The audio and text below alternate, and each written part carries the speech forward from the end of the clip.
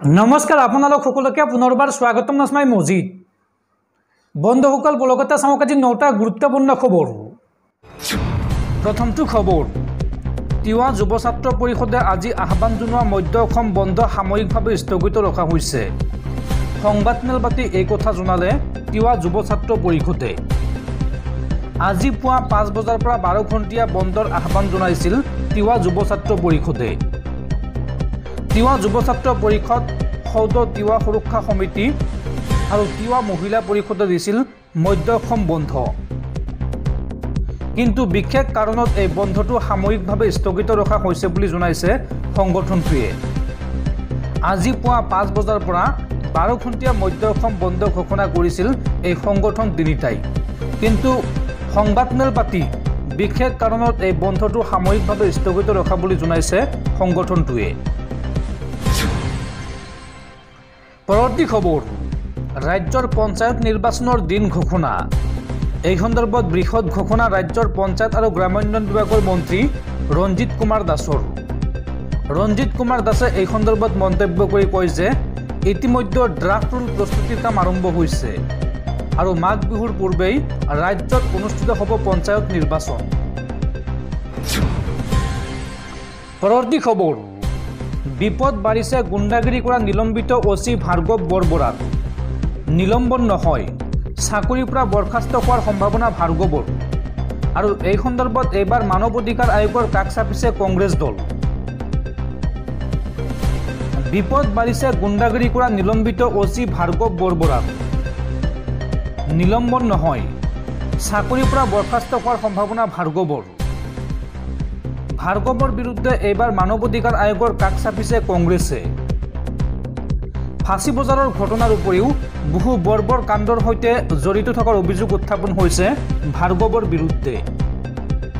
ভাৰ্গৱ বৰবৰাৰ বিৰুদ্ধে উত্থাপিত প্ৰতিটো অভিযোগৰ তদন্ত কৰাৰ দাবী কংগ্ৰেছ দলৰ। ৰাজ্যিক আৰক্ষী দায়বদ্ধতা আয়োগলৈও আবেদন দাখিল কৰিছে বিৰোধী দলপতি দেৱব্ৰত শইকীয়াই। তাৎক্ষণিকভাৱে ভাৰ্গৱ বৰবৰাক চাকৰিৰ পৰা বৰখাস্ত কৰাৰ আহ্বান কংগ্ৰেছৰ। ভাৰ্গৱক তাৎক্ষণিকভাৱে গ্ৰেপ্তাৰ কৰি নিদৰ্শন দাঙি ধৰাৰ বাবেও আহ্বান জনাইছে কংগ্ৰেছ দলে। আৰু ইতিমধ্যে ভাৰ্গৱ বৰবৰাৰ বিৰুদ্ধে জামিনবিহীন ধাৰাত ৰুজু হৈছে গোচৰ। জ্ঞানদীপ হাজৰিকাৰ এজাহাৰৰ ভিত্তিত গোচৰ ৰুজু হৈছে পাণবজাৰ থানাত। লগতে বোকাখাটত ভাৰ্গৱৰ বিৰুদ্ধে কাজিৰঙা ভূমি মানৱ অধিকাৰ সমিতিৰ এজাহাৰ দাখিল। আৰু গ্ৰেপ্তাৰৰ ভয়ত ইতিমধ্যে অগ্ৰিম জামিন বিচাৰি আদালতত আবেদন দাখিল কৰিছে বিতৰ্কিত তথা গুণ্ডাগিৰি কৰা অচি ভাৰ্গৱ বৰবৰাই। দৰ্শকসকল, আৰু বহুতো গুৰুত্বপূৰ্ণ খবৰ আছে। তাৰ আগতে আপোনাক জনাওঁ যে যদি আপুনি এতিয়ালৈকে এইটো ভিডিঅ'ত লাইক কৰা নাই তেন্তে এতিয়াই ভিডিঅ'টোত লাইক কৰি দিয়ক। আৰু এনেকুৱা ধৰণৰ ভিডিঅ'সমূহ নিতৌ চাবলৈ চেনেলটো ছাবস্ক্ৰাইব কৰি কাষত থকা বেল আইকনটো প্ৰেছ কৰি ৰাখক। পৰৱৰ্তী খবৰ, গোষ্ঠীগত সংঘৰ্ষত আজিও জ্বলিছে চুবুৰীয়া ৰাজ্য মণিপুৰ। আৰু অশান্ত জৰ্জৰ মণিপুৰক লৈ এইবাৰ বৃহৎ সিদ্ধান্ত গ্ৰহণ কৰিছে কেন্দ্ৰীয় চৰকাৰে। মণিপুৰত মোতায়েন কৰা হ'ব অতিৰিক্ত 5,000 সেনা জোৱান। মণিপুৰত অব্যাহত থকা হিংসাত্মক পৰিস্থিতিৰ প্ৰতি লক্ষ্য ৰাখি আজি দেশৰ গৃহমন্ত্ৰী অমিত শ্বাহে দেশৰ নিৰাপত্তা সংস্থাসমূহৰ সৈতে এক গুৰুত্বপূৰ্ণ বৈঠকত মিলিত হয়। এই উচ্চস্তৰীয় বৈঠকখনতে অশান্ত জৰ্জৰ মণিপুৰৰ পৰিস্থিতি স্বাভাৱিক অৱস্থালৈ ঘূৰাই আনিবৰ বাবে অতিৰিক্ত 50টা নিৰাপত্তা বাহিনীৰ কোম্পানী মোতায়েন কৰাৰ সিদ্ধান্ত গ্ৰহণ কৰিছে কেন্দ্ৰীয় চৰকাৰে। সূত্ৰৰ পৰা লাভ কৰা খবৰ অনুসৰি মণিপুৰত 50টা কোম্পানী অৰ্থাৎ 5,000 সেনা জোৱান অতিৰিক্তভাৱে নিয়োগ কৰা হ'ব। মণিপুৰত এই পৰ্যন্ত মুঠ 27,000 অৰ্ধসামৰিক বাহিনী মোতায়েন কৰা হৈছে। ৰাজ্যখনত শান্তি পুনৰুদ্ধাৰৰ প্ৰক্ৰিয়াক সৰ্বোচ্চ অগ্ৰাধিকাৰ দিব লাগে বুলি সকলো সংস্থাক নিৰ্দেশ দিছে কেন্দ্ৰীয় গৃহমন্ত্ৰী অমিত শ্বাহে। উল্লেখযোগ্য যে যোৱা বছৰৰ মে' মাহত মেইটেই আৰু কুকিৰ মাজত সূত্ৰপাত ঘটা সংঘৰ্ষই ৰাজ্যখনত অভাৱনীয় পৰিৱেশৰ সৃষ্টি কৰিছে। এই দুই জনগোষ্ঠীৰ মাজত আৰম্ভ হোৱা এই সংঘাতত এতিয়ালৈকে 200ৰো অধিক লোকৰ মৃত্যু হৈছে। লগতে গৃহহীন হৈছে হাজাৰ হাজাৰ লোক। ৰাজ্যখনৰ হিংসাত্মক পৰিস্থিতি কিছু পৰিমাণে হাম কাটিছিল যদিও কিছুদিন পূৰ্বে জিৰিবাম জিলাত মহিলা আৰু শিশুৰ মৃতদেহ উদ্ধাৰ হোৱাৰ পিছতে পুনৰ জ্বলি উঠে মণিপুৰ। উগ্ৰপন্থীয়ে অপহৰণ কৰি এই লোকসকলক হত্যা কৰাৰ অভিযোগ উত্থাপন হৈছিল আৰু তাৰ পিছতে পুনৰবাৰ তৎপৰতা দেখুৱাই কেন্দ্ৰীয় চৰকাৰে অতিৰিক্ত 50টা নিৰাপত্তা কোম্পানী মুতয়ন কৰাৰ সিদ্ধান্ত লৈছে ৰাজ্যখনত যাতে পুনৰ শান্তি প্ৰতিষ্ঠা হয়। পৰৱৰ্তী খবৰ, পান কাৰ্ডৰ গৰাকীলৈ জৰুৰী খবৰ। যিকোনো মুহূৰ্তত নিষ্ক্ৰিয় হ'ব পাৰে আপোনাৰ পান কাৰ্ড। এই সন্দৰ্ভত CBDTয়ে লৈছে বৃহৎ পদক্ষেপ। দেশৰ 11 কোটি 50 লাখৰো অধিক পান কাৰ্ড নিষ্ক্ৰিয় কৰিব CBDTয়ে। পান কাৰ্ড আৰু আধাৰ কাৰ্ডৰ লিংকক লৈ আহিছে ডাঙৰ খবৰ। শীঘ্ৰেই লিংক কৰক আধাৰ কাৰ্ডৰ সৈতে পান কাৰ্ড। যিসকল লোকে লিংক কৰা নাই বা লিংক নকৰা পান কাৰ্ড নিষ্ক্ৰিয় কৰিব CBDTয়ে।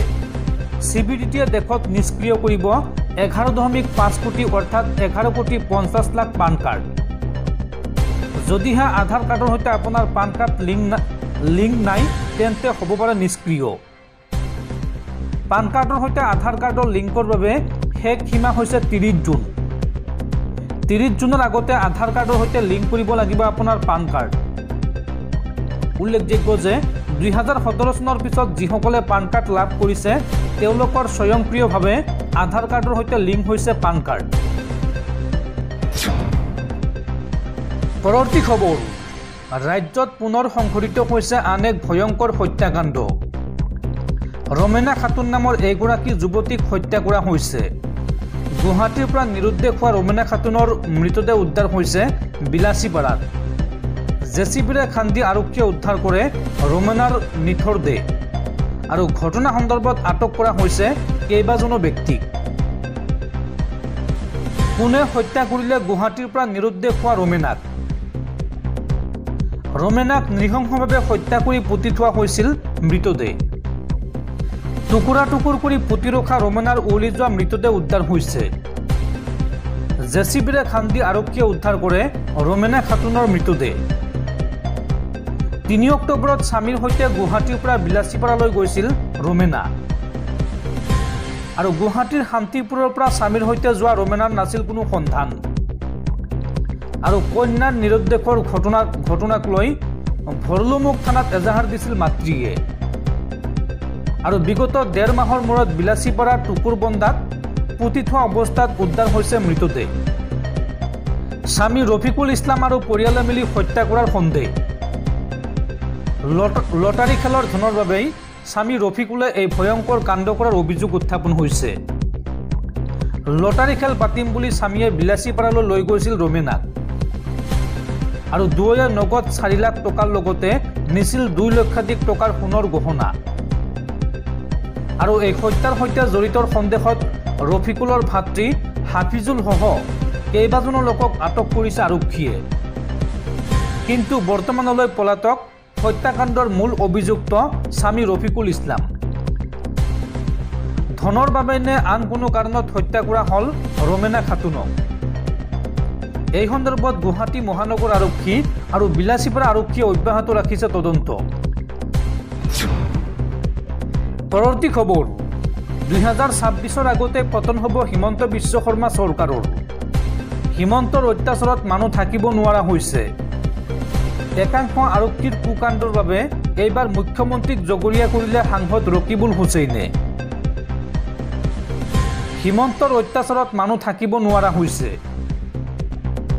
পুলিচক নিজৰ মতে ব্যৱহাৰ কৰি বদনামী কৰিছে মুখ্যমন্ত্ৰীয়ে আৰু 2026ৰ আগতে পতন হ'ব হিমন্ত বিশ্ব শৰ্মা চৰকাৰৰ।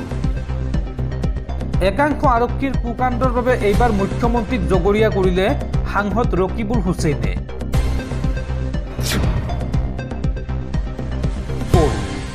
হোৱাটছএপ ব্যৱহাৰকাৰীলৈ জৰুৰী খবৰ। আজব কৌশলেৰে এইবাৰ চাইবাৰ অপৰাধীয়ে পেলাইছে জাল। আপোনাৰ এটা সৰু ভুলৰ বাবে মুহূৰ্তৰ ভিতৰতে খালী হৈ পৰিব পাৰে আপোনাৰ একাউণ্ট। গতিকে সাৱধান হওক হোৱাটছএপ ব্যৱহাৰকাৰীসকল। হোৱাটছএপ ব্যৱহাৰকাৰীসকল সাৱধান। এইবাৰ নতুন ৰূপত জাল পেলাইছে চাইবাৰ অপৰাধীয়ে। যিকোনো মুহূৰ্তত খালী হ'ব পাৰে আপোনাৰ বেংকৰ একাউণ্ট। কিদৰে এই চাইবাৰ অপৰাধীয়ে জাল পেলাইছে চাওঁ আহক।